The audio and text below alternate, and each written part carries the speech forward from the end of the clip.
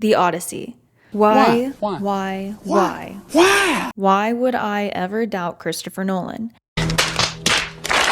If you're like me and many, many others who spend too much time on the internet, you were worried about the casting of The Odyssey along with a few other issues.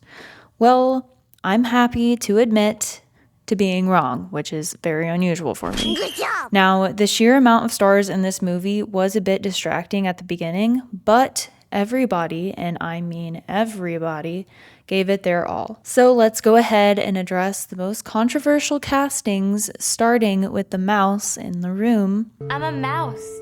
Duh. Elliot Page as Sinon. Don't worry, Sinon doesn't stand next to massive warriors that expose his naturally smaller, some might say feminine physique. And in all fairness, Elliot Page does a good job as the character, particularly in the Hades scene. Prior to watching the movie, I had conversations with others who wondered whether or not Anne Hathaway would have the acting skills to pull off the dramatic emotions needed to play the wife of Odysseus, but she did a stellar job playing Penelope.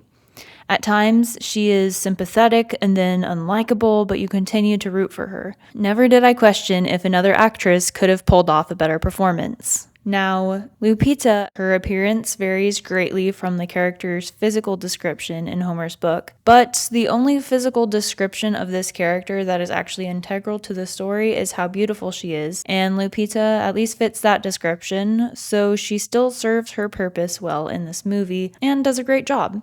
Now, Travis Scott as a rapper seems like odd casting of a Greek bard who narrates is honestly not super noticeable, so why so serious? Now, how do the other big names fare in this movie? Tom Holland as Odysseus' son played well against Robert Pattinson's Antonius. Of course, he played a perfectly gross, uncomfortable, hateable character that you just really want to smack in the face. It was great. Most importantly, though, Matt Damon transformed into Odysseus. I never thought throughout the movie, oh, that's Matt Damon. He truly embodied the passion, physicality, rage, and remorse that make up Odysseus as a character. All of the other important side characters were brilliant as well. Not a single person fell out of place. And Nolan's writing, which also had brought in a lot of questions since he wrote the script with more modern language, wasn't an issue because every actor did such a good job with their role. Now, with this creative liberty as well as the casting, I did go into the movie also questioning how true the story's plot would be to the book. As someone who has read whatever version of the book this one is, but not Emily Wilson's interpretation of the Odyssey that Christopher Nolan actually based the script off of, I am happy to report that this story hits all the important beats of the book.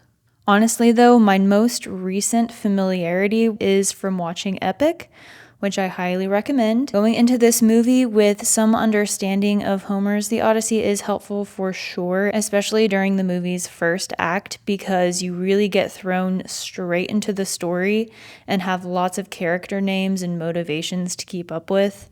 I can see that being confusing to people who have no prior knowledge.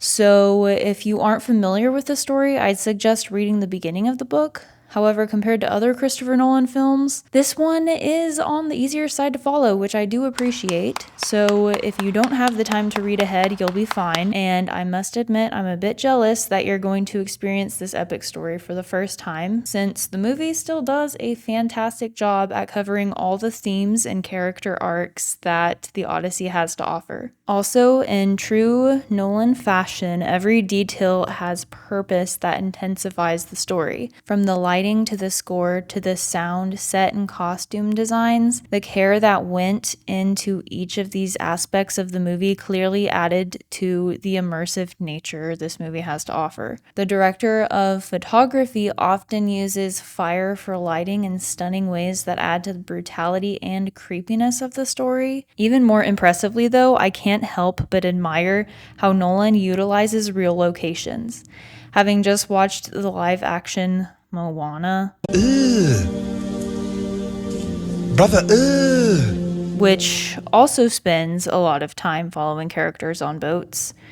It's so clear the drastic difference between good and bad boat scenes on the ocean. The two movies even had the same budget, so it makes me wonder, Really? where did the budget for Moana go?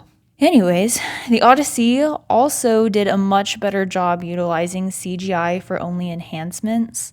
Christopher Nolan's dedication to the craft of practical effects really shines, especially in the disturbing scenes with Circe and the Cyclops.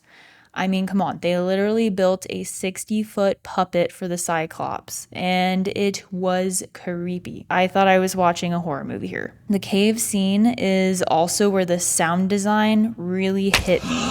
Now, some viewers do find the sound levels to be a bit too much, but in my opinion, the contrast of silent moments and extreme screams highlighted the wise choices of when to hold back and when to really let loose.